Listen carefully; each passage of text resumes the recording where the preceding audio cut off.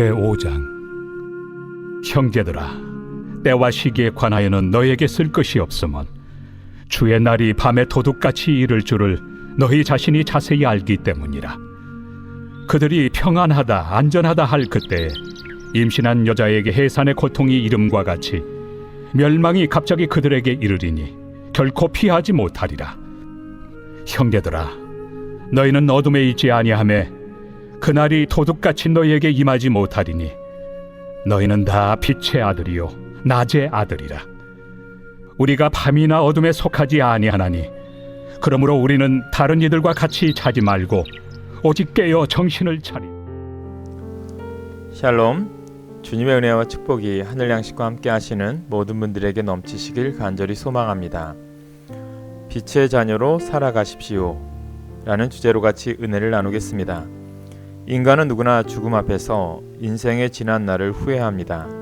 만약 내가 죽을 줄 알았더라면 지금과는 다른 인생을 살았을 것이라고 한탄합니다. 우리가 이렇게 죽음을 앞두고 후회하게 되는 이유는 인생의 끝날 곧 종말의 때를 생각하지 않고 살기 때문입니다. 그래서 사람의 인생은 종말에 대한 시각에 따라 천양지차로 갈립니다. 특별히 죽음 이후의 삶을 어떻게 받아들이는지에 따라 인생의 방향과 목적, 삶의 모습들이 완전히 달라집니다.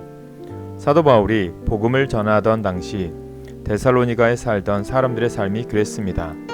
한 부류의 사람들은 종말을 믿지 않기에 현재의 평안과 행복에 집중하며 살았습니다. 그리고 또 다른 부류의 사람들은 종말, 곧 주님의 날이 반드시 온다고 믿으면서 그 날을 준비하며 살았습니다. 후자가 바로 데살로니가 교회 성도들이었습니다. 같은 시간, 같은 공간을 살지만 이들의 삶의 모습은 다른 이들과 완전히 달랐습니다. 오늘 본문에서 사도 바울은 주님의 날을 믿지 않는 이들의 삶을 어둠에 속한 삶으로, 주님의 날을 믿는 성도의 삶을 빛에 속한 삶으로 구분했습니다. 그렇다면 어둠에 속한 삶과 빛에 속한 삶은 각각 어떤 모습이며 어떻게 다를까요? 이사야 선지자는 이 시대의 특징을 어둠이라고 말했습니다.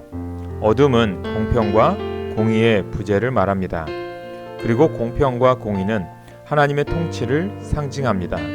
곧 어둠에 속한 삶은 하나님의 다스림을 거부하는 삶을 의미합니다.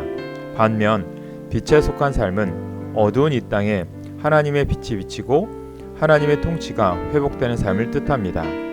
그래서 사도 바울은 자신의 사역의 목적을 이방인들을 어둠에서 빛으로 돌아서게 하는 것, 사탄의 세력에서 하나님의 나라로 돌아오게 하는 것이라고 했습니다. 우리가 사는 이 세상은 아직 어둠입니다. 그런데 이 어두운 세상 가운데 예수님께서 빛으로 오셨습니다. 이로써 예수님을 믿는 사람들은 어둠에서 벗어나 빛의 자녀가 되었습니다. 빛의 자녀는 이 땅에 임한 하나님의 나라를 믿고 하나님의 통치를 받으며 살아가는 하나님 나라 백성입니다. 그러므로 빛의 자녀인 우리는 땅에서의 만족과 유익을 위해 사는 것이 아니라 주님의 날을 기대하며 준비하는 삶을 살아가야 합니다. 그날이 우리 인생의 가장 기쁜 날이 될 줄로 믿습니다. 오늘의 기도 제목입니다. 세상의 빛과 소금의 역할을 감당하는 크리스찬이 되게 하소서. 맡겨진 사명 성실하게 감당할 수 있는 주님의 일꾼과 동역자가 되게 하옵소서. 기도하겠습니다. 하나님, 어둡고 깜깜한 세상 가운데 예수 그리스도를 빛으로 보내주시고 우리를 그 빛으로 불러주심에 감사드립니다.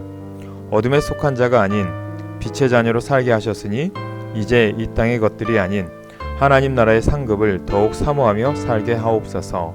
예수님의 이름으로 기도합니다. 아멘.